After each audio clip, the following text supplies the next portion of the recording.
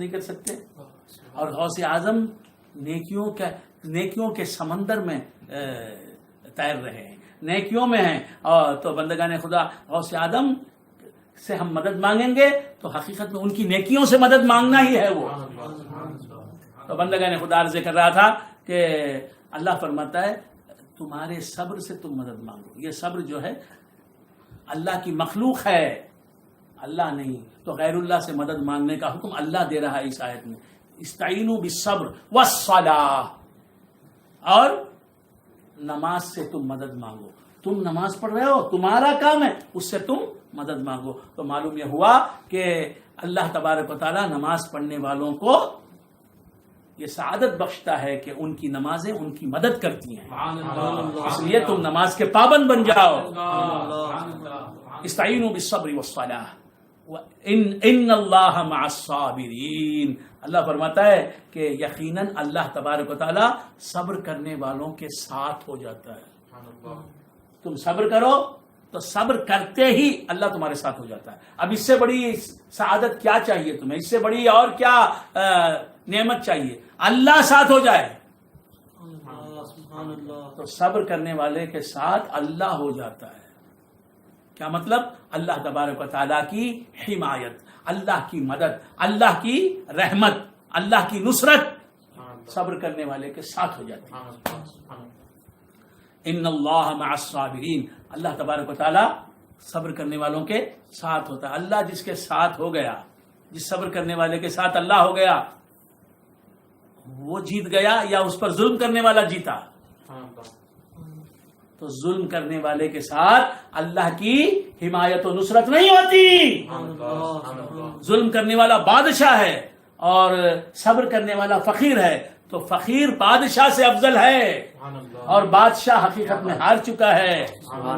ظلم کرنے والا بادشاہ اور صبر کرنے والا فقیر جیت گیا، کیونکہ اللہ اس کے ساتھ ہے. اللہ کی حمایت و نصرت فقیر کے ساتھ ہے، بادشاہ کے ساتھ نہیں.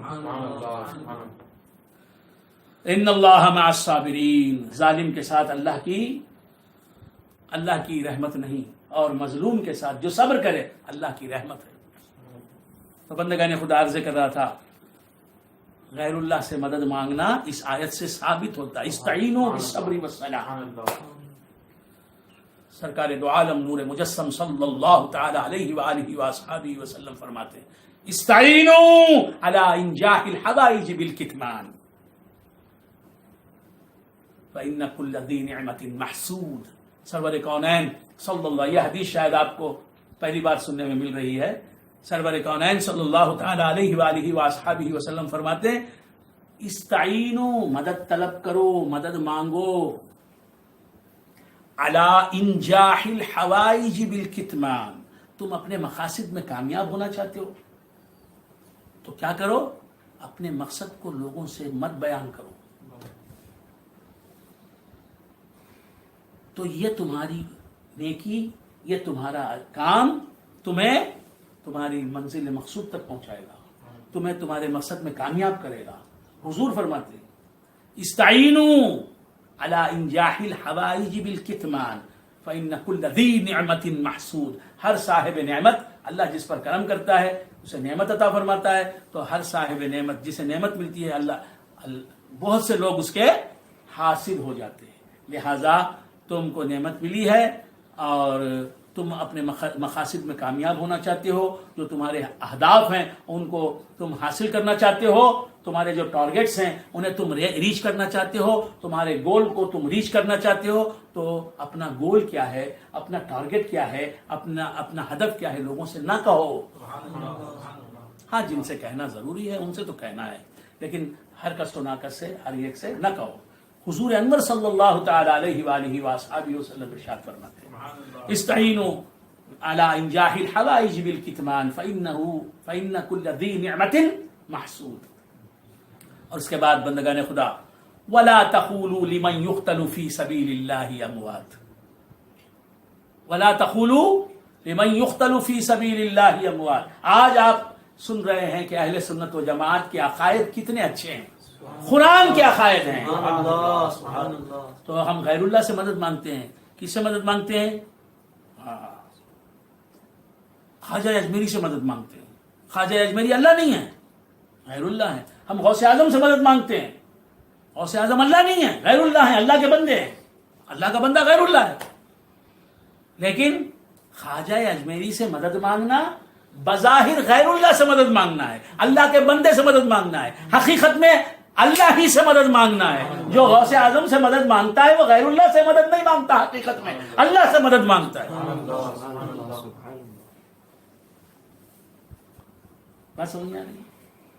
جو پوسٹ مین سے پیسہ لیتا ہے وہ پوسٹ مین سے حقیقت میں پیسہ نہیں لیتا، سینڈر جو ہے منی آرڈر کا اس سے پیسہ لیتا ہے.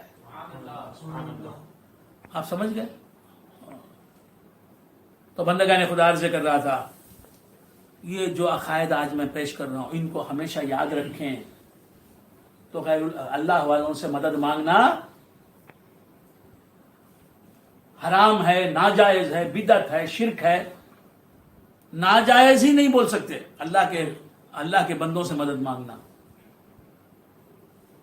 غوث اعظم سے مدد مانگنا شرک بتا رہا ہے، جاہل.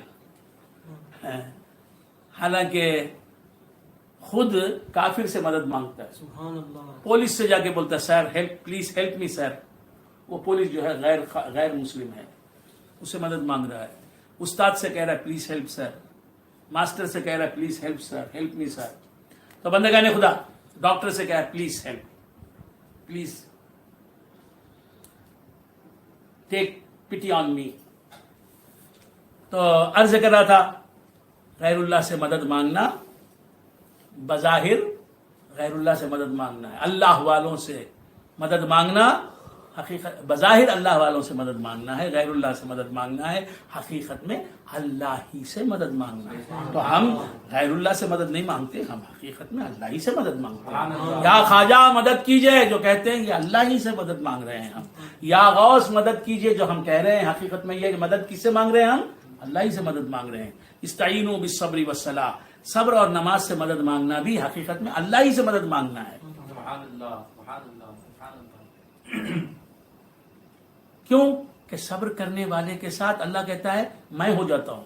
تو صبر سے تم مدد مانگو گے تو مدد کون دے گا؟ اللہ دے گا. سبحان اللہ. سبحان اللہ. ولا تقولوا لمن يقتل في سبيل الله اموات. اللہ تبارک و تعالی ارشاد فرماتا ہے کہ جو بندے میری راہ میں قتل ہو جاتے ہیں، شہید ہو جاتے ہیں،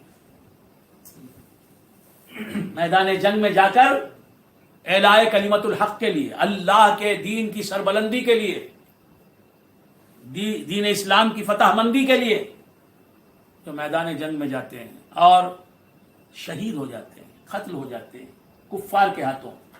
اللہ فرماتا ہے کہ جو لوگ میرے راستے میں قتل ہو جاتے ہیں ان شہیدوں کے بارے میں یہ نہ کہو کہ وہ مردہ ہیں، بل احیاء، بلکہ وہ زندہ ہیں، ولکن لا تشعرون، لیکن ان کی زندگی تمہاری سمجھ میں نہیں آ رہی ہے، تم ان کی زندگی کو سمجھ نہیں سکتے. تو بندگان خدا